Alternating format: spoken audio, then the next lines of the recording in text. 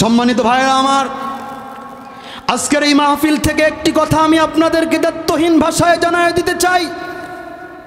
যেই তাকবীর দিয়ে আপনার আমার সকাল হয়, যেই তাকবীর দিয়ে আপনার আমার রাত্র হয়, যেই তাকবীর দিয়ে আপনাকে আমাকে জন্মের পরে কানে আজান দেওয়া হয়েছে, এই তাকবীর দিয়ে আপনাকে আমাকে মৃত্যুর পরে বিদায় দেওয়া হবে। এই তাকবীরকে যে সমস্ত নাস্তিক মুরতাদরা বিতর্কিত স্লোগান বলে, আমি বলতে চাই তোমাদের জন্ম বিতর্কিত। কথা বলেন ঠিক কিনা? কারা কারা আমার কথায় একমত দুইটা হাত তুলে দেখায় দেন। সম্মানিত ভাইয়েরা আমার, এই কোরআন যে আপনাকে আমাকে সব সমস্যার সমাধান দিতে পারে, এই বিশ্বাস আপনাদের অন্তরে আছে নাকি? বিশ্বাস আছে তো নাকি? ইনশাআল্লাহ। এই কথাটা আমার নয়, আল্লাহ রাব্বুল আলামিন সুন্দর করে জানিয়ে দিচ্ছেন, ওয়ানাজ্জালনা আলাইকাল কিতাবা তিবয়ানাল লিকুল্লি শাই। জোরে বলুন আল্লাহু আকবার। পৃথিবীর জমিনে এমন কোনো সমস্যা নাই যেই সমস্যার সমাধান আল্লাহ কোরআনের মধ্যে দেয় নাই। কথা বলেন ঠিক কিনা? তাহলে আপনার আমার জীবনের সমস্যা আছে না নাই? আসলে কোরআন যে আপনাকে আমাকে আপনার আমার জীবনের সমস্ত সমস্যার সমাধান দিতে পারে, তার একটি বাস্তব ঘটনা আপনাদেরকে শোনায় আমার মূল আলোচনায় যেতে চাই। শুনবেন তো ইনশাআল্লাহ? সম্মানিত ভাইয়েরা আমার, আসলে যে কোরআন আপনার আমার জীবনের সমস্যার সমাধান দেয়, সূরা নূরের 4 নম্বর আয়াতের মধ্যে আল্লাহ রাব্বুল আলামিন হযরত ইমাম মালিক রহমতুল্লাহি আলাইহির জামানার একটা ঘটনা বলতেছেন। ও যুবক ভাইরা, মুরব্বী বাবাজিরা আমার, গভীর মনোযোগ দিবেন। আসলে যে কোরআন সব সমস্যার সমাধান দেয়, এই আয়াত থেকে বাস্তব উদাহরণ আমি আপনাদেরকে দিতে চাই। পর্দার আড়ালের মা বোনেরা, আপনারাও মনোযোগ দিয়ে কথাগুলো শুনবেন। আচ্ছা বলেন তো দেখি, আমাদের সমাজে যখন কোনো মহিলা দুনিয়ার থেকে মৃত্যুবরণ করে চলে যায়, তার গোসল করানোর জন্য মহিলাদেরকে গোসল মহিলারাই করায়। কথা বলেন ঠিক কিনা? হযরত ইমাম মালিক রহমতুল্লাহি আলাইহি জামানার ঘটনা।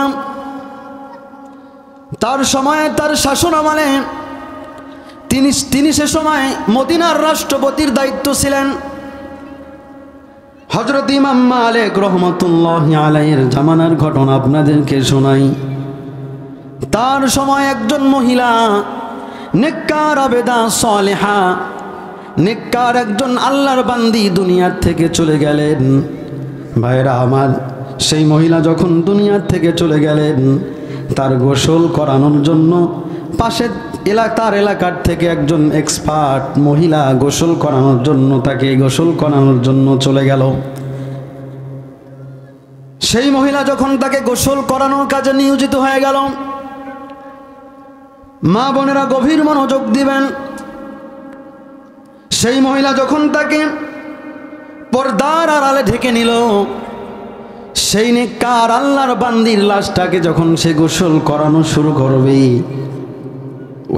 ওই মহিলা যখন সেই মৃত মহিলার শরীর থেকে কাপড়গুলোকে খুলে তার শরীরে পানি ঢালা শুরু করবে, বিসমিল্লাহ বলে আল্লাহর নামে যখন গোসল করানোর ওই মহিলা সেই মৃত মহিলার হাঁটুর উপরে, তার চরুর উপরে তার হাতটা বিসমিল্লাহ বলে রেখেছে, হাতটা রাখার সঙ্গে সঙ্গে ওই মৃত মহিলার চরুর সঙ্গে, তার উরুর সঙ্গে ওই মহিলার হাতটা আটকায় গেছে। কি গেছে? হাতটা সেখানে আটকে গেছে। আচ্ছা বলেন তো দেখি, হাত যখন মহিলা মানুষের গায়ে, একটা মৃত মানুষের গায়ে আটকায় যায়, তা কোথায়? চরুর সঙ্গে। এত টানাটানি হাত আর সেখান থেকে উঠানো যায় না। বিপদে পড়ছে কিনা? খবরটা তৎক্ষণাৎ ছড়িয়ে পড়ল। কিভাবে এই জীবিত মহিলার হাত সেই মৃত মহিলার উরু থেকে ছুটানো যায়?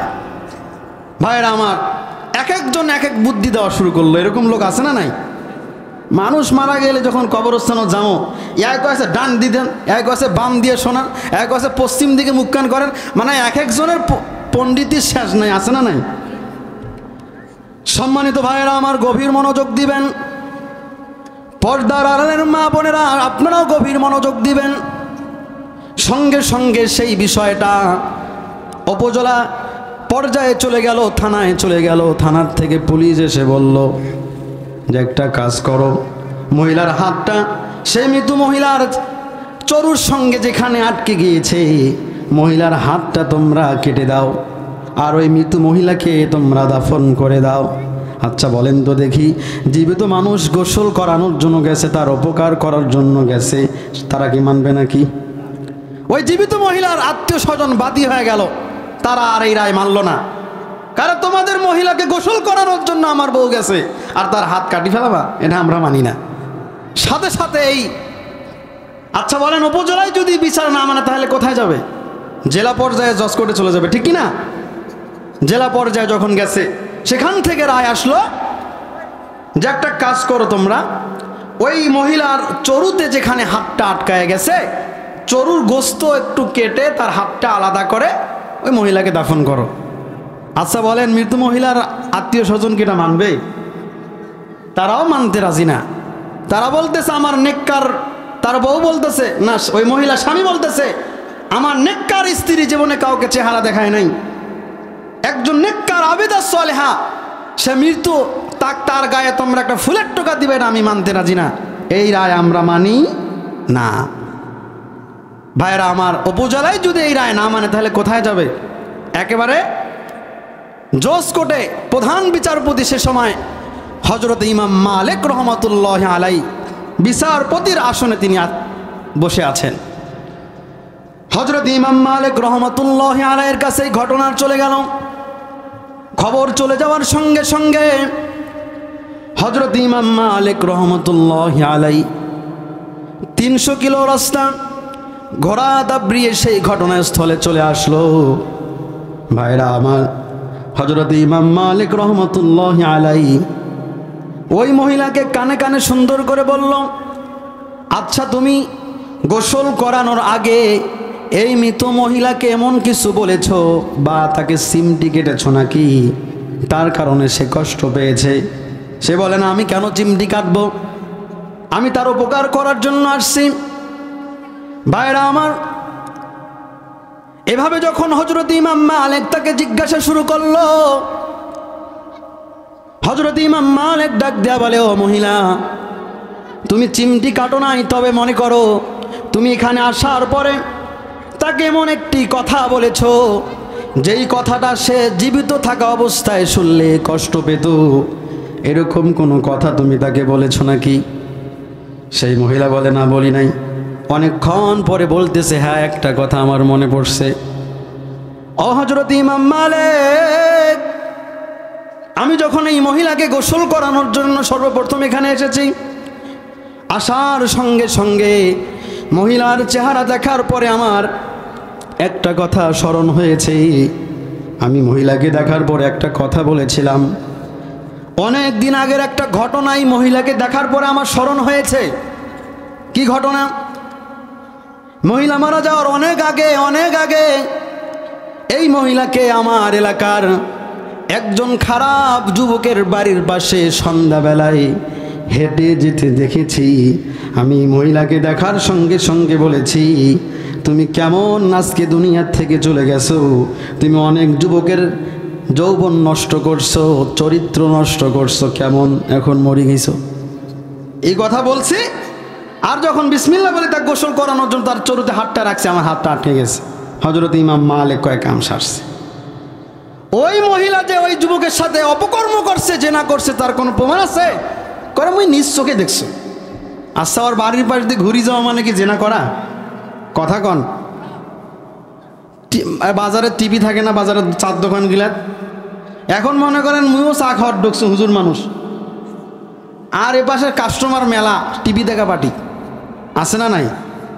দিছে একটা হিন্দি সিরিয়ালের গান সারি, ঝাকাস ঝাকাস।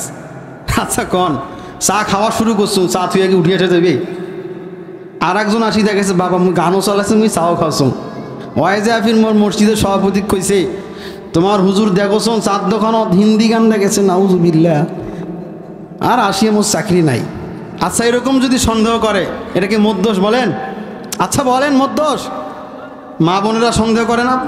আরে ওয়াই কেমন অতি যায় রে ওয়াকফি দেখুন স্কুলের সামনে চেংড়ির সাথে কথা কয়েছে নিজের বইনক যদি তোমরা মোটর সাইকেল ধরি যান বোরকা পেন্দে চ্যাংরা পানা কয় কিরে কাক ধরি যাইছিস কয় না মানে অনুমান করে একটা কথা বলা অপবাদ দেওয়া।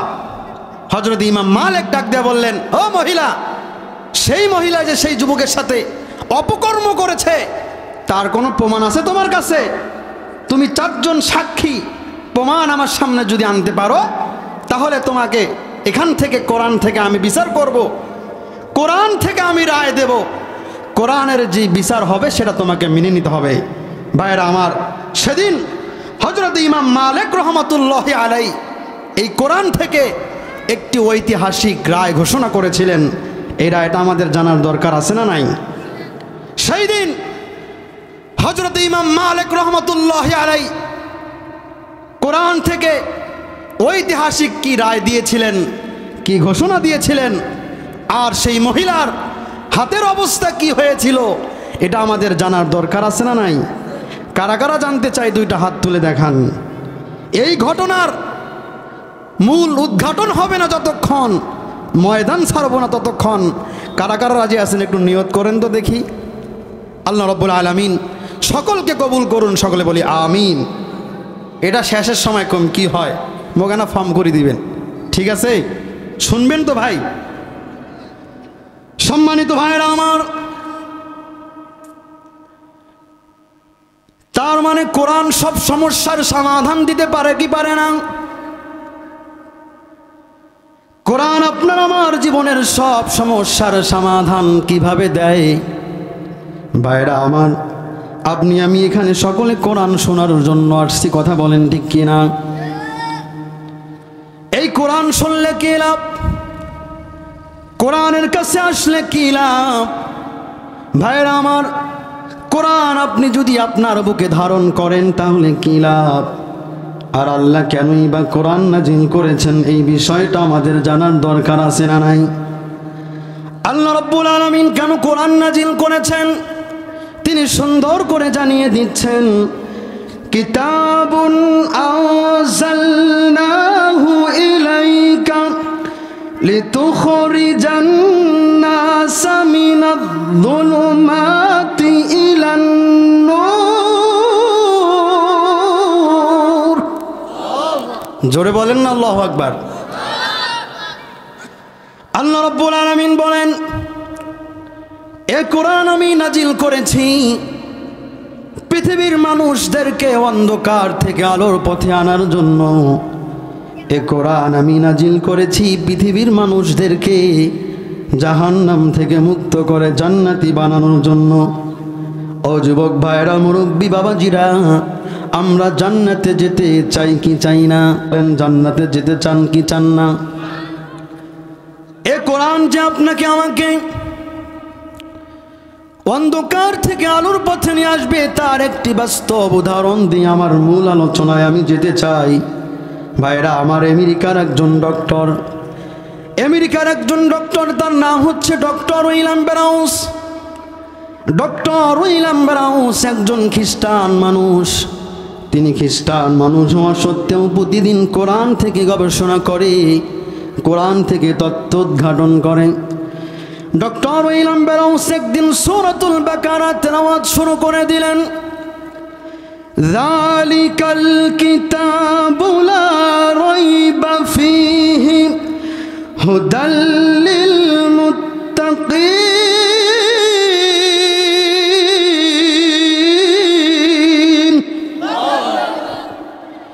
যালিকাল কিতাবু লা রাইবা ফীহি হুদাল লিল মুত্তাকিন। ভাইরা আমার, এমন একটি কিতাব যার মধ্যে কোনো ভুল নাই, কোনো সন্দেহ নাই, ভুলের কোনো অবকাশ নাই। বলেন তো দেখি কোরআনের মধ্যে কোনো ভুল আছে নাকি? একটু জোরে বলেন। সবাইকে খারাপ লাগতেছে আপনাদের? কোরআনের মধ্যে কোনো ভুল নাই, সন্দেহ নাই।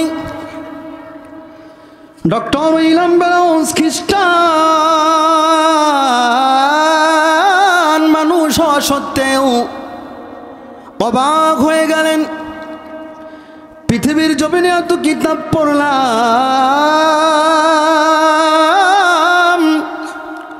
আজ অব্দি এরকম কোনো কিতাব পড়ি নাই যার মধ্যে কোনো ভুল নাই। ডক্টর উইলিয়াম ব্যারোজ অবাক হয়ে গেলেন। তিনি অবাক হয়ে তার তেলাওয়াতের মাত্রাটা তিনি আরো বাড়িয়ে দিলেন। তিনি তেলাওয়াত করতে করতে সূরাতুর রহমান তেলাওয়াত শুরু করে দিলেন।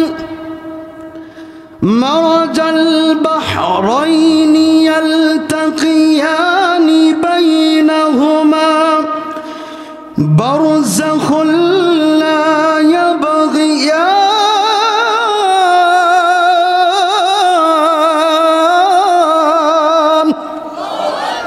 আর একটু জোরে বলেন, আরো জোরে বলেন আল্লাহু আকবার। মারাজাল বাহরাইনি ইয়ালতাকিয়ানি বাইনাহুমা বারযাখুল লা ইয়াবগিয়ান। আল্লাহ রাব্বুল আলামিন এই আয়াতের মধ্যে একটা তত্ত্ব দিয়ে দিচ্ছে। আল্লাহ রাব্বুল আলামিন জানিয়ে দিচ্ছে, আমি সমুদ্রের মধ্যে দুই ধরনের পানি সৃষ্টি করেছি, একটা লবণাক্ত পানি আর একটা মিষ্টি পানি। দুইটাই সমানভাবে ঢেউ খায়, তবে একটা আর একটার সাথে কখনো মিশ্রিত হয় না। ভাইরা আমার, ডক্টর উইলিয়াম ব্যারোজ খ্রিস্টান মানুষ হওয়া সত্ত্বেও অবাক হয়ে গেলেন।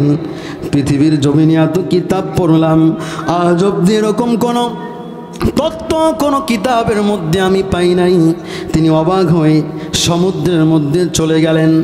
ভাইরা আমার, খ্রিস্টান মানুষ হওয়া সত্ত্বেও তার হাতের ভিতরে একটা ক্যামেরা ছিল। সেই ক্যামেরা দিয়ে তিনি একটা সেই সমুদ্রের ছবি তুললেন। ছবি তুলে বাড়িতে চলে আসলেন। গভীর রাত্রে এই ছবিটাকে কম্পিউটারের স্ক্রিনের মধ্যে দিয়ে গবেষণা শুরু করলেন।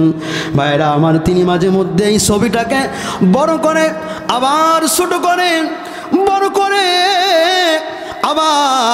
আবার ছোট করে।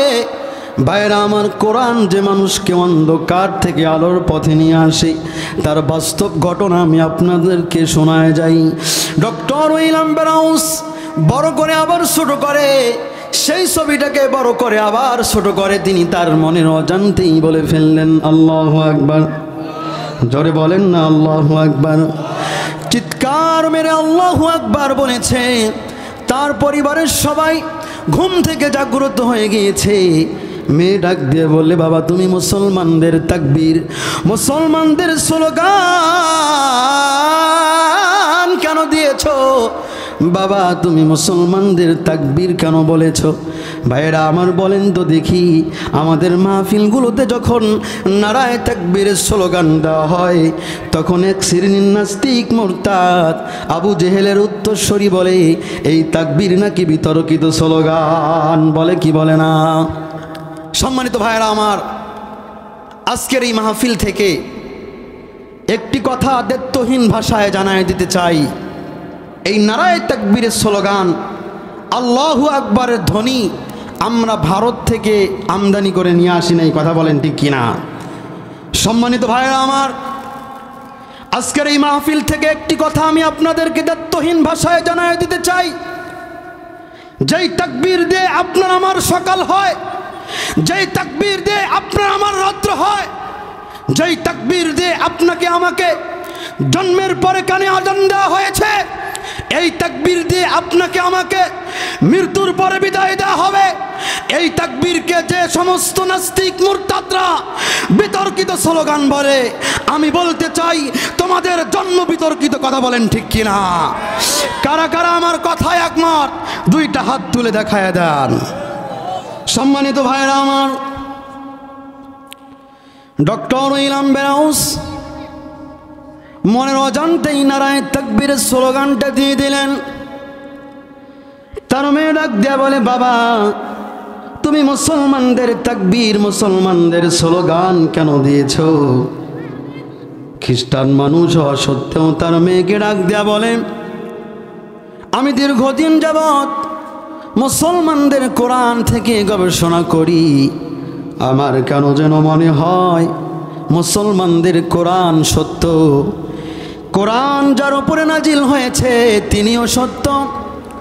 ভাইরা আমার, ডক্টর উইলিয়াম ব্রাউন সবাইকে ডাক দিয়ে ঘোষণা দিয়ে জানিয়ে দিলেন, লা ইলাহা ইল্লাল্লাহু মুহাম্মাদুর রাসূলুল্লাহ সাল্লাল্লাহু আলাইহি ওয়াসাল্লাম। জোরে বলেন না, সাল্লাল্লাহু আলাইহি ওয়াসাল্লাম। বাস্তব উদাহরণ আপনাদেরকে বললাম। একজন খ্রিস্টান মানুষ কোরআনের কাছে এসে তার জীবনকে আলোকিত করে নিয়েছে। ও মুসলমান ভাইয়েরা আমার, দুঃখজনক হলেও সত্য, মুসলমান কোরআন থেকে দূরে না কাছে? জোরে বলেন। মোরা মুসলমান কোরআন থেকে দূরে যাওয়ার কারণে নির্যাতিত, নিপীড়িত, বঞ্চিত, অধপতিত, কথা বলেন ঠিক কিনা? ভাইয়েরা আমার, এই কোরআন সকলের বাড়িতে আছে, তবে বছরে একবার ওই কোরআন খুলে আমরা দেখি না, ঠিক কিনা? এজন্যই নাস্তিকের বাচ্চারা আপনাকে আমাকে অ্যাটাক করে। নাস্তিকের বাচ্চারা কোরআনের আলোকে ফু দিয়ে নিভাই দিতে চায়। ভাইরা আমার, বলেন তো দেখি, সারা পৃথিবীর সবাই মিলে কোরআনের আলোকে যদি সবাই নিভাই দিতে চায়, এটাকে কি নিভাই দিতে পারবে? কোরআন কার? কার কিতাব?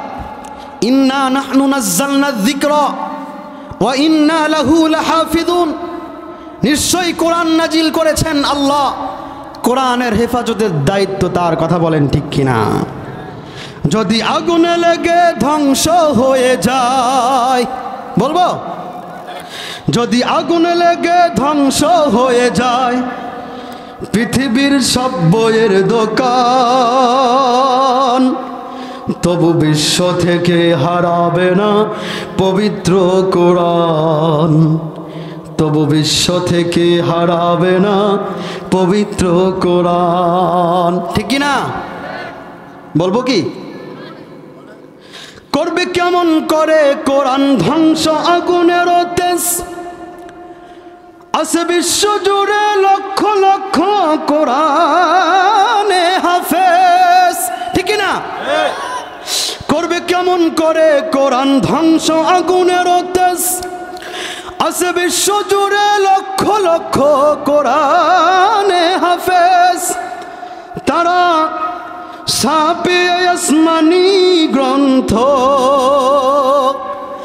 ছাপিয়ে আসমানি গ্রন্থ, বাঁচাবে ইসলামের মান, তবু বিশ্ব থেকে হারাবে না পবিত্র কোরআন, তবু বিশ্ব থেকে হারাবে না পবিত্র কোরআন, ঠিক না? ও মুসলমান ভাইরা, আপনারা কোরআনের পক্ষে না বিপক্ষে? জোরে বলেন, কোরআনের পক্ষে না বিপক্ষে? কোরআনের পক্ষে থাকলে লাভ আছে না নাই? জোরে বলেন, কোরআনের পক্ষে থাকলে লাভ আছে না নাই? আল কুরআনু আহাব্বু ইলাল্লাহি মিনাস সামাওয়াতি ওয়াল আরদ। সাত আসমান সাত জমিনের ভিতরে যত কিছু আছে সব কিছুর চাইতে আল্লাহর কাছে কোরআনের দাম বেশি। সুবহানাল্লাহ। দুঃখজনক হলেও সত্য, মুসলমান কোরআন থেকে দূরে, কথা বলেন ঠিক কিনা? সম্মানিত ভাইরা আমার, সামনে রমজান মাস আসতেছে। ও মুসলমান ভাইরা আমার, আপনি আমি কোরআন থেকে দূরে সরে গিয়েছি, তবে মক্কার কাফেরেরাও কোরআনের তেলাওয়াত করত, মক্কার কাফেরেরাও কোরআনের তেলাওয়াত শুনত, কথা বলেন ঠিক কিনা? মক্কার কাফেরেরা আবু জেহেল, উতবা, শাইবা, ওয়ালিদ ইবনে মুগিরা, তারাও কোরআন শুনত। ভাইরা আমার, মনে রাখবেন, কোরআন এমন একটি কিতাব, কোরআনের তেলাওয়াত যেই শুনবে তার অন্তরটা আলোকিত হয়ে যাবে, তার অন্তরটাই নূরে নূরান্বিত হয়ে যাবে। ও যুবক ভাই আমার,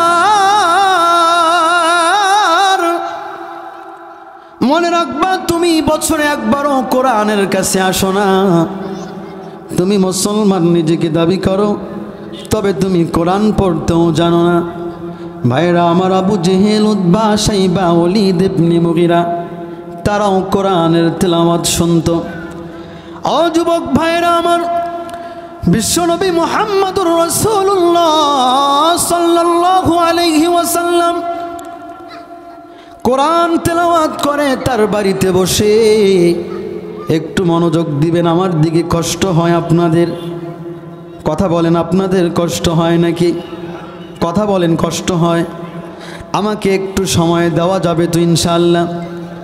ভাইরা আমার, আবু জেহেল, উতবা, শাইবা, ওয়ালিদ ইবনে মুগীরা তারাই আইন পাশ করেছে কেউ যেন বিশ্বনবীর কোরআন না শোনে।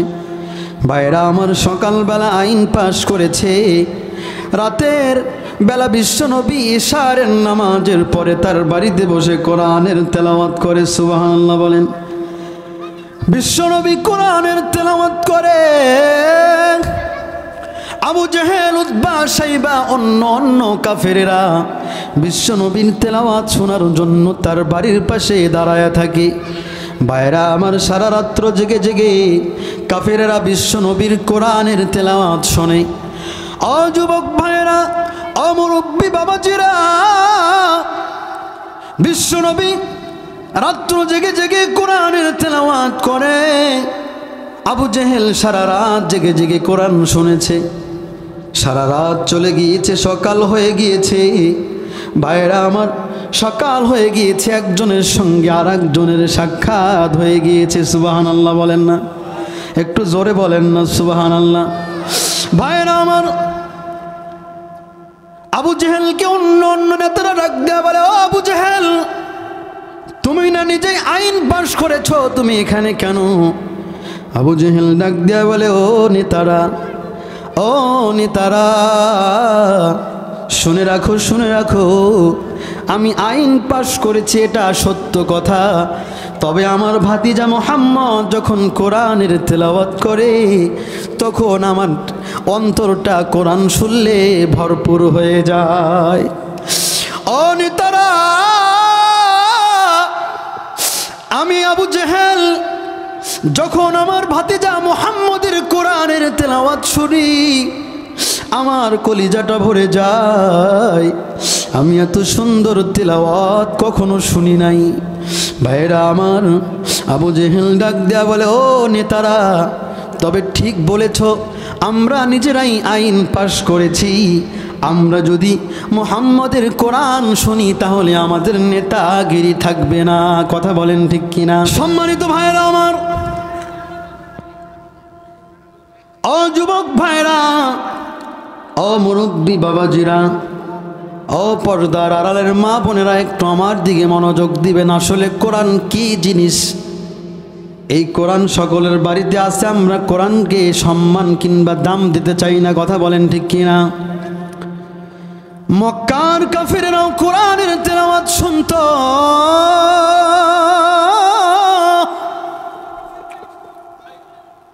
আবু জেহেল সকাল হওয়ার সঙ্গে সঙ্গে ভাইরা আমার রাস্তার মোড়ে মোড়ে লোক সেট করে দিল। সকাল হওয়ার সঙ্গে সঙ্গে রাস্তার মোড়ে মোড়ে লোক সেট করে দিল। কেউ যেন বিশ্বনবী মুহাম্মদুর রাসূলুল্লাহ সাল্লাল্লাহু আলাইহি ওয়াসাল্লামের কাছে না যায়। ভাইরা আমার, ইতিমধ্যে ৭৫,০০০ ইহুদি, কত হাজার ইহুদি? ৭৫,০০০ ইহুদি হজ করার নিয়তে মক্কার দিকে রওনা করেছে। ৭৫,০০০ ইহুদি যখন মক্কার দিকে হজ করার নিয়তে রওনা করেছে, আবু জেহেল ডাক দিয়ে বলে, ও ইহুদিরা দাঁড়াও, তোমরা কোথায় যাও? ভাইরা আমার, ইহুদিরা ডাক দিয়ে বলে, ও আবু জেহেল, আমরা হজ করার জন্য মক্কার দিকে যাই। আবু জেহেল ডাক দিয়ে বলে, ও ইহুদিরা, তোমরা হজ করবা ভালো কথা, তবে মক্কার বারান্দায় একজন পাগল বসে আছে, মুহাম্মদ নামে পাগল বসে আছে। নাউজুবিল্লাহ বলেন। সেই পাগলের কাছে তোমরা যাবা না। মুহাম্মদ পাগল কি বলে তোমরা সেটা শুনবা না। ভাইরা আমার, সমস্ত ইহুদিরা তাদের কানের ভেতরে তুলা দিয়ে দিল। ৭৫,০০০ ইহুদি যখন মক্কার দিকে রওনা করেছে, ও যুবক ভাইরা গভীর মনোযোগ দিয়ে কথাগুলো শুনবা। ও যুবক ভাই, তুমি যদি তোমার জীবনটাকে কোরআনের আলো দিয়ে আলোকিত করো, তোমার জীবনটা ধন্য হয়ে যাবে। ভাইরা আমার, ৭৫,০০০ ইহুদি যখন মক্কার দিকে হাঁটি হাঁটি পা পা দিয়ে রওনা করেছে, প্রথমে যখন ইহুদিদের নেতা বিশ্বনবীর চেহারার দিকে তার নজরটা পড়েছে, ইহুদিদের নেতা ডাক দিয়ে বলে, ও ইহুদিরা, আমার জীবনে এত সুন্দর মানুষ আমি কখনো দেখি নাই। ও ইহুদিরা, এত সুন্দর মানুষ আমি কখনো দেখি নাই। ও ইহুদিরা, এত সুন্দর পাগল আমি আমার জীবনে কখনো দেখি নাই। বিশ্বনবী সেই মক্কার বারান্দায় বসে বসে কোরআনের তেলাওয়াত করে। ভাইরা আমার, বিশ্বনবী কোরআনের তেলাওয়াত দুলতে দুলতে করে। বলেন তো দেখি, আমাদের সমাজে হাফেজ ভাইরা যখন কোরআনের তেলাওয়াত করে তাদের মধ্যে একটা দুলানি আসে কি আসে না? ভাইরা আমার, বিশ্বনবী কোরআনের তেলাওয়াত করতে করতে যখন ডান দিকে যায়, ৭৫,০০০ ইহুদি বিশ্বনবীর তেলাওয়াতের সঙ্গে ডান দিকে যায়। বিশ্বনবী তেলাওয়াত করতে করতে যখন বাম দিকে যায়, ৭৫,০০০ ইহুদি বিশ্বনবীর সাথে দুলতে থাকে। বিশ্বনবী তেলাওয়াত করে আর দুলে, ইহুদিরাও বিশ্বনবীর সঙ্গে সঙ্গে ডান দিকে যায়, আবার বাম দিকে যায়। ৭৫,০০০ ইহুদিদের নেতা ডাক দিয়া বলে, ও ইহুদিরা, ও ইহুদিরা, এই মুহাম্মদ পাগল কি বলে সেটা শোনার দরকার আছে। ও ইহুদিরা, তোমরা তোমাদের কান থেকে তুলাগুলো খুলে ফেলো। ভাইরা আমার, বিশ্বনবী তেলাওয়াত করে, আর রহমান আল্লামাল কোরআন খলাকাল ইনসান আল্লামাহুল বায়ান।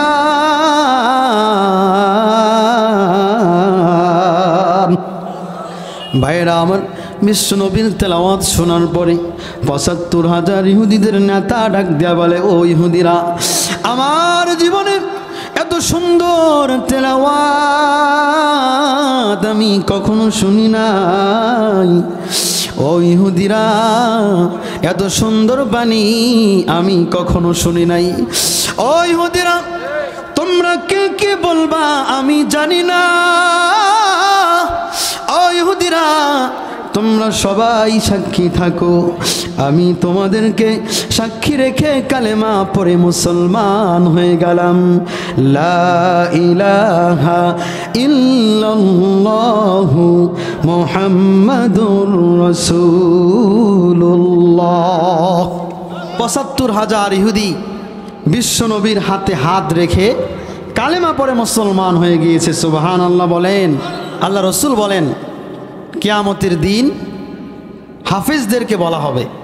হাদিসের ব্যাখ্যা দিয়ে আমি কালেকশানে চলে যাব। সম্মানিত ভাইয়েরা আমার, আল্লাহ রসুল বলেন, কিয়ামতের দিন হাফেজদেরকে বলা হবে, তোমরা পড়তে থাকো আর চড়তে থাকো, পড়তে থাকো আর চড়তে থাকো। যেভাবে তোমরা দুনিয়াতে কোরআনের তেলাওয়াত করতা সুন্দরভাবে, সেভাবে তোমরা পড়তে থাকো। তোমাদের পড়া যেখানে শেষ হবে সেখানে তোমাদের জান্নাতে স্থান হবে। সুবহানাল্লাহ। হুজুর, এটা তো হাফেজদের লাভ, তাহলে আমার লাভ কি? এই প্রশ্ন আপনাদের অন্তরে আসে না নাই? এটা তো হাফেজদের লাভ, ওমা জান্নাতের সর্বোচ্চ তলায় যাবে, ঠিক কি না? কমপক্ষে একজন হাফেজে কোরআন 10 জনকে জান্নাতে নিয়ে যাবে। কয়জনকে? 10 জনকে। আর একজন আলেম কমপক্ষে 70 জনকে জান্নাতে নিয়ে যাবে। সুবহানাল্লাহ। খালি 10 জন দিয়ে কি হইবে, এরকম চিন্তা আছে না নাই? ভাইয়েরা আমার, অল্প সময় শেষ করে দেব। হাফিজে কোরআন যখন জান্নাতের দিকে রওনা করবে, সে সময় হাফেজের এলাকার লোকজন তার সামনে দাঁড়ায় যাবে।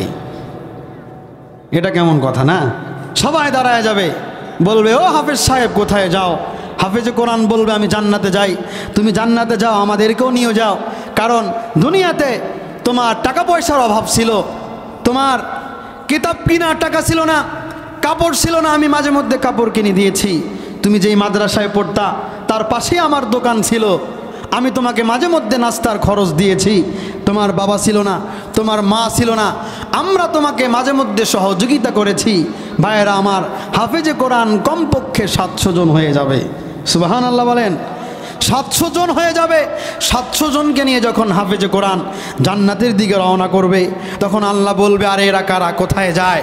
তখন হাফেজে কোরআন বলবে মালিক তুমি আমাকে হাফেজ হওয়ার সৌভাগ্য দান করেছো, আমাকে আলেম হওয়ার সৌভাগ্য দান করেছো, আমি জান্নাতে যাচ্ছি। এরা আমার এলাকার লোক, আমি এদেরকে রেখে জান্নাতে যাব না। তখন আল্লাহ বলবে ঠিক আছে, তুমি তাদের সবাইকে নিয়েই জান্নাতে যাও। জোরে বলেন সুবহানাল্লাহ। সম্মানিত ভাইরা আমার, তাহলে কোরআনকে মোহাব্বত করার দরকার আছে না নাই? কোরআনের ভালোবাসা আমাদের অন্তরে আছে তো নাকি? কেমন আছে? অল্প সময়ে শেষ করে দেব, কষ্ট হচ্ছে আপনাদের? কোরআনের ভালোবাসা কেমন আছে? যুবক ভাইয়েরা এখন কোরআন টোরান বোঝে না, আমার হাতও এক হাত মোবাইল আর ফেসবুক, টিকটক, ফেসবুক সারাদিন ওইলা ধরেই ব্যস্ত। কথা কন ঠিক কিনা? আরে বিশ্বাস করেন, যুবক মানুষ এত পরিমাণে ফেসবুক চালায়, মানে চোখ ঘোলঘুলিয়ে হয়ে গেছে। রাস্তা হাঁটতে হাঁটতে মোবাইল চালায়, মানে কার গাছে কখন উষ্টে খায় ঠিক নাই। সত্য কথা শুনবেন আপনারা, কব এত বেশি মোবাইল চালায়, এত বেশি টিকটক দেখে, অশ্লীল ভিডিও দেখে, দেখতে দেখতে ছেলের বয়স যদি 20 বছর হয়, ও আর সাউয়াল সাবালি একেবারে 80 বছরের বুড়ার মতো হয়ে গেছে। এখন বাম্মাও জোর করে বিয়েও দিছে, কয় বিয়েও দিলে মনে হয় এটা ভালো হইবে, বিয়েও দিলে মনে হয় কি হবে, ভালো হইবে। বিয়েও করছে, বাসর ঘরত পরের দিন বউ পালে গেছে। আচ্ছা এরকম আছে না নাই? এজন্য যুবক ভাইদেরকে আহ্বান জানাবো, ফেসবুক একটু কম চালান। আপনার বাড়িতে কোরআন আছে, সকলের বাড়িতে কোরআন, ঠিক কিনা? সকলের বাড়িতে যেহেতু কোরআন আছে, কোরআনকে মোহাব্বত করি, কোরআন দিয়ে জীবন গড়ি। আমরা পারবো না ইনশাল্লাহ? কোরআন দিয়ে সমাজ চালাতে হবে, আমরা পারবো না ইনশাল্লাহ? আগে কোরআন নিজের শরীরে ফিট করতে হবে। এখন নিজে যদি নামাজ না পড়েন, কোরআন না পড়েন, তাহলে মানুষের চিন্তা কেমন করবেন, ঠিক কিনা?